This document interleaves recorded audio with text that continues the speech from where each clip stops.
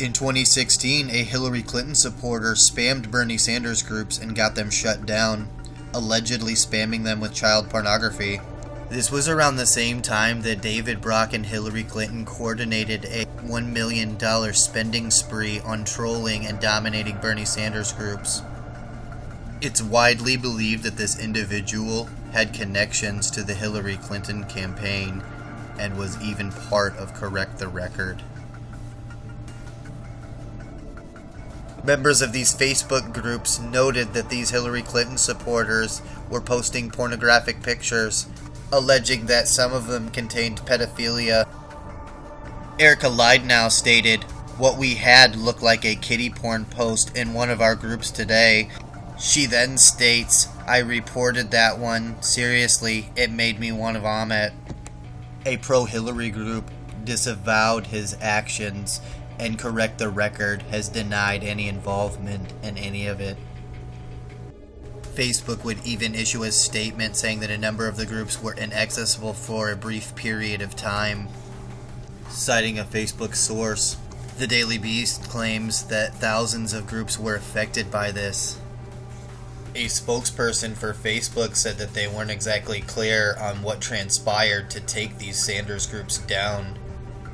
What likely had transpired within the groups is that the users were reporting on a massive level. This likely alerted Facebook and shut the groups down immediately. This meant that whoever was reviewing the content seen the child pornography and immediately deleted it and has never spoken about it since. And why has this individual not been incarcerated for distributing child pornography? This is the individual in question. His name is Casey Champagne back then. He then reported Bernie Sanders activists for containing credible threat of violence, later stating that he was proud and that he didn't care who seen it. So proud that afterward he would delete his Facebook account. He would eventually emerge again, but this time he would now call himself Casey Whalon. Scrolling through his timeline, you can clearly see that he's a neoliberal and that he's against Bernie Sanders.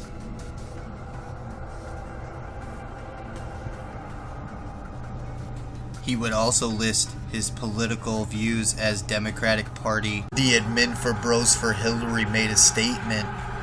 While our leadership team administration tries to catch every questionable post and comment with over 7,000 members and a 24-hour posting cycle, some fall through the cracks.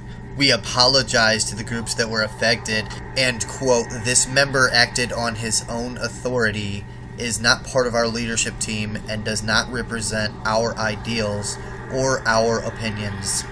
Claims of a Facebook bug may have been involved were unsubstantiated and left us with more questions, blaming a bug after groups have been infiltrated. Whether or not he was an admin, a moderator, or any sort of status on Correct the Record Facebook page is up for debate. What we can't determine with the Casey Whalon case is whether or not he distributed child pornography, as no evidence has surfaced about that. I reached out to his husband, who indicated to me that he did not work for Correct the Record, and he did not spread child pornography. We can rule out child pornography, but we cannot rule out whether or not he worked for Correct the Record, or was a paid troll. Casey Whalon himself has to come forward, or someone else has to come forward to let us know whether or not Casey Whalon was a Correct the Record troll. Donnie Filkin would reach out to me with screenshots of that day. None of it shows that Casey Champagne back then, Casey Whalon today, had any part of spamming any Bernie Sanders groups. And in fact, it appears that a bunch of Hillary Clinton supporters and voters just spammed all of the Bernie groups with reports instead. Massive reports on scales took down many Bernie groups. One user posted this in one of the Bernie groups. These screenshots show absolute bullying of Bernie Sanders supporters and Bernie Sanders groups, targeting them based on their beliefs, based on their political affiliation. Hillary Clinton supporters bullied Bernie Sanders supporters and reporting them, or having others users report them, doing whatever they could to absolutely destroy any chances that Bernie Sanders had. And he didn't have much chances. As you've seen in 2016, the superdelegates decided the election.